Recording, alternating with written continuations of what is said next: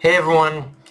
Okay, so I guess the place to start with this chapter is Vegapunk and his decision to take a more active role in what's going on, but by going down, but by lowering the barrier and leaving the dome in order to help the escape effort. And while it's always and this is the and while I'm not going to say anything in regards to whether that was a right or wrong decision because with One Piece, it's always kind of hard to predict what the right and wrong decision is to make, as it's more so based on character convictions. So Vegapunk's conviction is just to tell him not to sit around just doing nothing anymore. But but in all saying that, I will say Vegapunk choosing to take a more active role in the conflict is where everything is going to start to spiral completely out of control, even more than they have now. In fact, the preview for the next episode pretty much promises as such, is despite regaining control of the pacifistas, the biggest threat in this arc is still waiting among the fleet. And for the sake of only people, I won't say any more than that. Just just know that when Jaygarcia makes landfall, everything is gonna get turned upside down in every worst way imaginable. Like if Vegapunk thought he could that they were getting control of the pacifistas is gonna help, he's in for a very rude awakening. But on a slightly lighter note, though, the anime one thing I did notice about this episode is the anime extended a bit from the manga in this episode. More specifically, the moment of Bonnie fighting the Marines. Like in the manga, her fighting the Marines all kind of happened off screen and only showed the aftermath of that fight. But the anime actually decided to show us her fighting the Marines. And I'm not gonna lie, for pretty much as small as it is, this was a welcome change for me because, well, I know this arc is much more about Bonnie's emotional development and growth. I always did find it strange at the lack of moments that she actually got to shine in her own arc. I mean, it did make sense when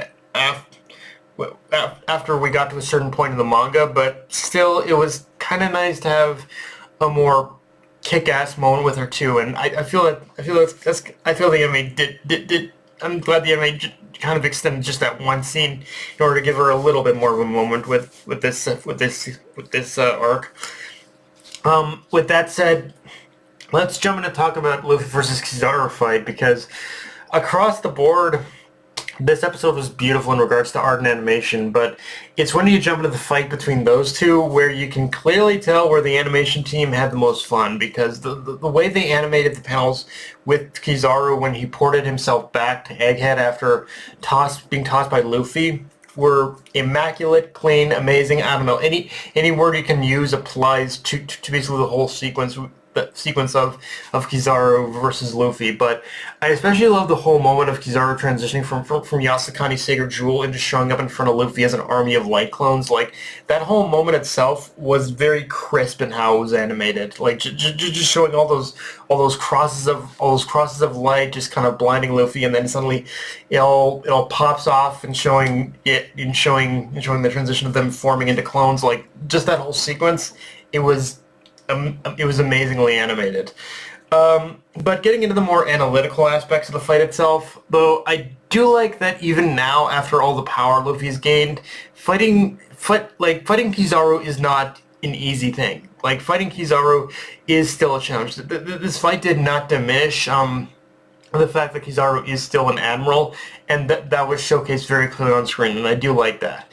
The only thing the only thing that still proves Luffy's point when this fight first started of him saying I'm 100 times stronger than I was before is the fact that Kizaru is actually having to put an effort to defeat Luffy this time. Like if you compare this fight to like 2 years ago on Sabaody, like defeating the Straw Hats the Straw Hats defeat was basically effortless. Although effortless, so it's not like, but here like Kizaru is having to put in a little more work in order to fight Luffy. Although I also really like I also do really like the trick Kizaru pulled on Luffy, that after Luffy kicked his clones, he used the opportunity to teleport back to where he thought Vegapunk was, only for Vegapunk to be making his escape to meet with Bonnie. Like that in itself, it was, again, it's I like all the little different bits and pieces that are at play with this fight. Now, there is a line of dialogue from Vegapunk in this moment to talk about when he's traveling to go meet up with Bonnie, where he says, "How can I leave a child like her in the lurch?" Talking about Bonnie. And yeah, for those uninitiated are still trying to figure out what the fuck he means by that, the truth is, Bonnie's true form, and I guess this is a spoiler, because I guess it's a spoiler, I don't know what is anymore. Bonnie's true form is actually her child appearance. She's actually, like, her true age is actually around 12 years old. Her adult form is the one she uses to fight, and so it's kind of like a reverse Tsunade situation, you could say. In a sense, at least when you look at how she's utilizing her powers to kind of change her age like this. And it's honestly, when you look at it, it's not too big of a surprise, because like pretty much back when we saw, like back during the Marijois arc, we basically saw her like pretty much change her appearance into that old lady. So it's that old woman who was pretending to be like a monarch. So it's like you kind of, so it's like you pretty much do get the so it was kind of right in our faces that yeah, her whole, that yeah, she was kind of maybe actually a child, and that her appearance we saw was even like a disguise in a way. Now, and I'll be honest, when this reveal was first made, the one thing that happened that kind of, like, I don't want to say annoyed me, but definitely gave me a bit of a migraine just from the backlash, just from the amount of people who were saying it, is that the internet kind of went ballistic on Sanji after this reveal was made. Like, don't get me wrong, I'm not saying it wasn't justified, but there was a little bit of an overreaction to it as far as I'm concerned. But yeah. But okay. In saying all that, let's talk about Lucci for a minute here, because there is some interesting bits showcased in his fight with Zoro that really, I think, show that for as much as of a government dog as he still is, Lucci has changed in some pretty significant ways. Like, for example, and this is something that was already showcased with his reintroduction in Egghead, but he's just straight up more talkative. Like, pre-time skip, he was a human weapon, and he only saw himself as such, someone who was to be ordered around.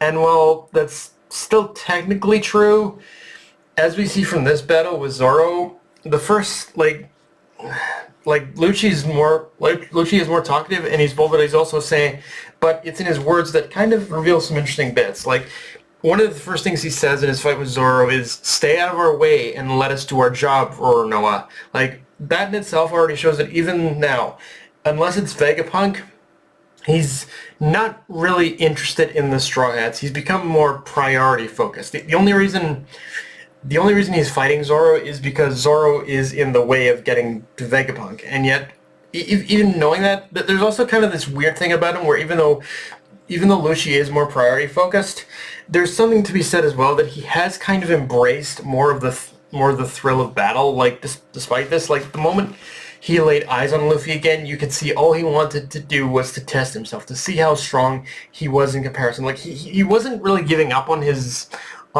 mission necessarily in that moment, at least not in his perspective. He just wanted to see just how much stronger Luffy had gotten since pretty much since they last fought. And I guess I'm saying this all because it does. I think the one thing that stands about Lucci in this arc for me is he does feel like he's become a more fully realized character in the time skip, but one who still maintains his duty and loyalty to the government. I think that's kind of where I'm going on with this ramble, is that I really like this version of Luffy that feels like a more realized character in a way. But yeah, guys, that's pretty much all I got for this review. If you enjoyed the video, like, comment, subscribe. Follow me on Twitter, follow me on Blue Sky, Analyst Crunchyroll. Be sure to notification bell, hit the subscribe button, and just share it around, guys. Dark Knight Runaway, signing off. Later, everyone.